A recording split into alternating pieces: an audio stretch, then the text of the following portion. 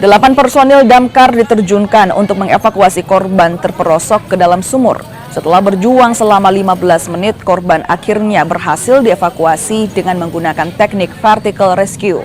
Korban yang tidak sadarkan diri setelah terperosok ke dalam sumur sedalam 8 meter langsung dibawa ke rumah sakit. Peristiwa ini berawal saat kedua karyawan toko roti di Kecamatan Marusuh, Maros hendak memasang gorong-gorong sumur yang berada di bawah tangga bangunan toko. Saat proses pemasangan, material gorong-gorong pecah hingga membuat salah seorang di antaranya terperosok ke sumur. Kondisi sumur yang sempit dan berair membuat korban terjebak di dasar sumur. Melihat rekan terjatuh, karyawan lainnya langsung berusaha menolong, namun naas ia justru turut terjatuh. Kedua korban sempat terjebak selama 20 menit sebelum akhirnya dievakuasi. Kondisi sumur yang sempit sempat membuat petugas kesulitan bernafas saat turun ke sumur.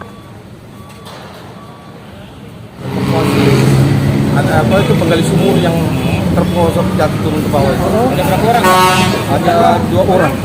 Dia pasang apa itu gorong-gorong itu sampai terpeleset itu sampai gorong-gorongnya pecah. Ke bawah itu. Kalau anggota damkar yang turun itu sempat di situ ada 5 orang, ada 4. Kalau ada 4 yang turun ke situ membantu di sumur itu.